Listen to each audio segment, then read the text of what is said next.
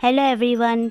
जी की कंपनी का सीन दिखाया जाता है और यंग जुन मैगजीन के एक पेज को जोर से टेबल पर रखकर जी पर चिल्ला रही थी कि ये जो कुछ इस न्यूज़पेपर में लिखा है वो सब सच है क्या। तो जी बोलता है, लगता है तुम बहुत गुस्से में हो। यंग जुन बोलती है, इसका मतलब ये सब सच है? ये तो तुम जिंग शाओ के साथ गलत कर रहे हो, वो तुम्हारी नहीं है, तुम कभी भी किसी को भी चुरा लेते हो। जी बोलता है, तुम जिस तरह से मेरी केयर करती हो उसी तरह से वो भी मेरी केयर करती है। तुम तो कितनी इंटेलिजेंट हो, पर आज तुम्हें क्या हो गया? तुम इस बात पर कैसे भरोसा करने लगी? नॉर्मली लोग जो देखते हैं और जो सुनते हैं उस पर तुरंत भरोसा कर लेते हैं, और मुझे यही तरीका बेस्ट लगा लोगों तक न्यूज़ फैलाने का। इधर जिंग शाओ के साथ मो चेन भी नैनचेंग एरिया में आया होता है, तो उसे देखकर नीडोंग बोलता है, मास्टर मू आप भी यहाँ पर आए हो? कितनी शर्म की बात है कि अभी तो हमारा एरिया ठीक से बना भी नहीं है और ये सब देखने के लिए आप यहाँ पर आ भी गए। तो मो चेन बोलता है, डोंट वरी, मैं यहाँ पर एरिया देखने नहीं बल्कि अपनी वाइफ के साथ आया हूँ। नीडोंग बोलता है, अच्छा तो जो न्यूज़पेपर में था वो सब सच है? पर मो फैमिली तो पूरे टी सिटी में कितनी फेमस है, तो फिर तुमने अपनी शादी सीक्रेट क्यों रखी? तो जिंग बोलती है, इसकी पंचायत की हद तो देखो। मैं यहाँ पर काम करने के लिए आई हूँ, सो मैं अपनी प्राइवेट लाइफ के बारे में बात करके अपना टाइम वेस्ट नहीं करना चाहती, सो हमें जल्द से जल्द अपना काम खत्म करना चाहिए। नीडोंग बोलता है, हाँ तुमने बिल्कुल सही कहा। फिर मो चेन जिंग को लेकर आगे जा रहा था और बोलता है, अभी बारिश का मौसम है तो ज़मीन स्लिपरी हो सकती है, सो ध्यान से चलना, गिर मत जाना।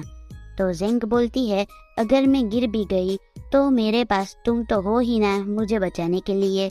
और नीडोंग हाओ उन्हें देखकर खुद को अकेला महसूस करता है, तो वो भी जिंग के पास आगे आ जाता है और बोलता है, जिंग शाओ मुझे तुमसे कुछ पूछना है।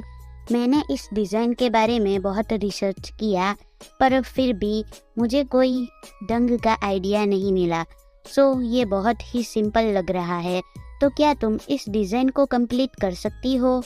और मो चेन नीडोंग को जिंग के पास देखकर गुस्से में आ जाता है। जिंग बोलती है, हाँ मैं ज़रूर कर सकती हूँ, पर यह थोड़ा अलग हो जाएगा। हमें मेन और सेकेंडरी के बीच में डिफरेंस रखना होगा, वरना कस्टमर्स को ये डिज़ाइन पसंद नहीं आएगी। नीडोंग बोलता है, ओह मैं समझ गया।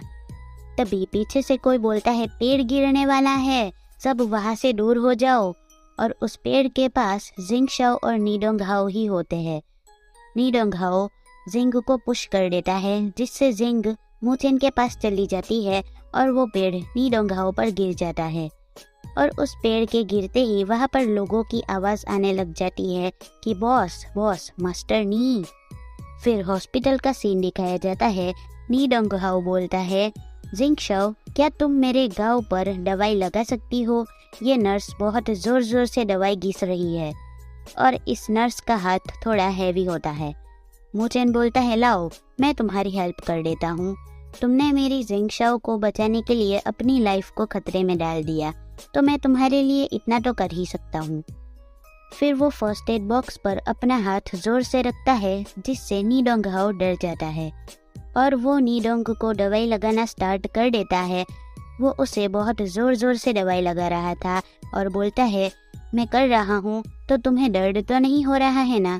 तो नीडोंग बोलता है, अरे दर्द मुझे क्यों होगा भला? मुझे भला दर्द क्यों होगा? तुम तो कितने अच्छे से दवाई लगा रही हो, वेरी गुड। मो चेन बोलता है, अच्छा ऐसी बात है, तो लाओ मैं तुम्हारे हाथ में बैंडेज भी लगा देता हूँ। नीडोंग बोलता है, नहीं मास्टर मू, मेरी वजह से आपका टाइम भी वेस्ट हो रहा है। और जिंग उसे देखकर हंस रही थी और सोचती है, ये तो बिल्कुल बच्चा है। और इसी के साथ ये चैप्टर होता है यहीं पर ही ख़त्म। So that's it for today and thanks for watching. मिलते हैं नेक्स्ट वीडियो में। टाटा।